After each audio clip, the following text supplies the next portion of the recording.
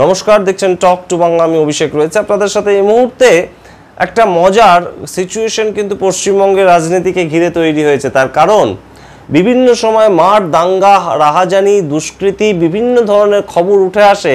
Vote আসলেই কিন্তু সেই খবরগুলোর পাশাপাশি যে খবরটা বেশ খানিকটা আনন্দই দিয়েছে আমাদের, সেটা কিন্তু একদম দেয়াল লিখন কিংবা ছড়াছড়ি। তার কারণ ভোট আসতে এখনো 11-12 মাস দেরি আছে, অর্থাৎ 1 বছরের কাছাকাছি দেরি আছে। কিন্তু তার আগেই বিভিন্ন দল যেমন নিজেদের সাংগঠনিক ক্ষমতাকে বাড়িয়ে নিতে চাইছে, বিজেপির বিভিন্ন জায়গা থেকে একদম প্রধান বিরোধী শক্তি হিসেবে তাদের যে 25 জন জেলা সভাপতি, তাদের নাম ইতিমধ্যেই তালিকা প্রকাশ করেছে তৃণমূল কংগ্রেস। একদম মেগা একটা বৈঠক করেছে নেতাজি ইন্ডোর স্টেডিয়ামে 27শে ফেব্রুয়ারি।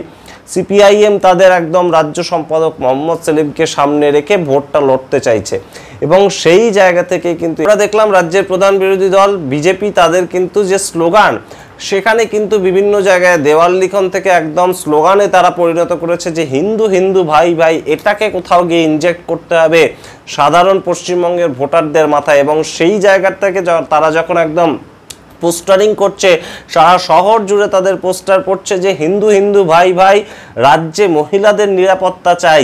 এইটা যখন তাদের পোস্টার পড়েছে, তার পরবর্তীতে পড়েছে হিন্দু হিন্দু ভাই ভাই, সামনে রামনবমীতে সবাই এক হওয়া চাই।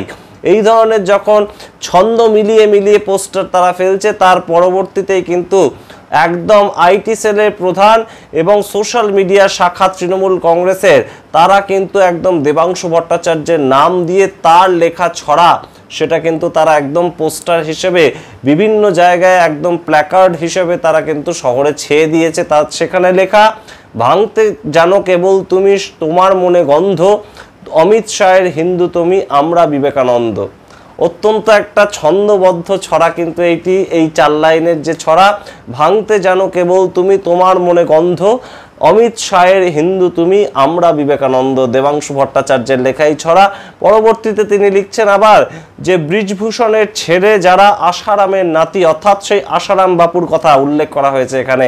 ব্রিজভূষণের ছেলে যারা আশারামের নাতি, তাদের মুখে নারীর কথা হেসেই ফাটে ছাতি।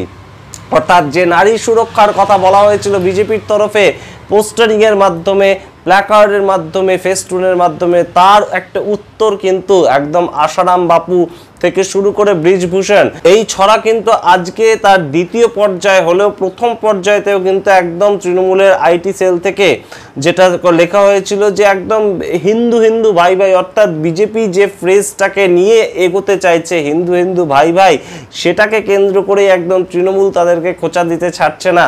হিন্দু হিন্দু ভাই ভাই কিন্তু বাঙালি পূর্ণমন্ত্রী নাই। অন্যদিকে হিন্দু যদি ভাই ভাই, অর্থাৎ বিজেপির একদম ধার করা যে ফ্রেজ, সেটাকে নিয়েই তারা বলছে হিন্দু যদি ভাই ভাই, গ্যাসে কেন ছাড় নাই।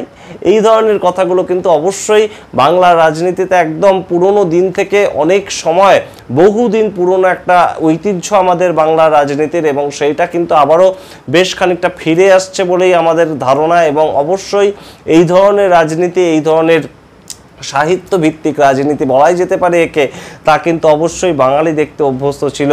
সেটা কিন্তু যখন একদম নকশাল আমলের থেকে একদম বামেরা স্লোগান তৈরি করেছিল, পুলিশ তুমি যতই মারো মাইনে তোমার 112, কিংবা তোমার নাম আমার নাম ভিয়েতনাম ভিয়েতনাম, সে স্লোগান হয়তো রীতিমতন একদম বিতর্কিত হতে পারে, কিন্তু এই স্লোগান কিন্তু বাঙালিদের মনে মনে এখনো পর্যন্ত রয়ে গেছে। সুতরাং এই ধরনের যে একটা ছড়ার মারপ্যাচ, এই ধরনের যে একটা বিতর্কের মারপ্যাচ, তা চলতেই থাকুক, এবং অবশ্যই তার মাঝখানেই রাজনীতি নিয়ে কথাবার্তা চর্চা চলুক। বাঙালির যেটা একদম নিজেদের সম্বল, সেটা তো অবশ্যই চলতে হবে, কিন্তু যাতে খুনের রাজনীতি, বদলার রাজনীতি না হয়, সেটা কিন্তু অবশ্যই, সেটা যদি দুটো দল অবশ্যই এইভাবে মাথায় রাখে, এবং তারা যদি এইরকমভাবে বিভিন্ন ধরনের বক্তব্য তাদের ছড়ার মাধ্যমে, সাহিত্যের মাধ্যমে তুলে ধরে, তাহলে মন্দ কি? আমরা অবশ্যই বাঙালি ভোটার হিসেবে গর্ব অনুভব করবো বই কি।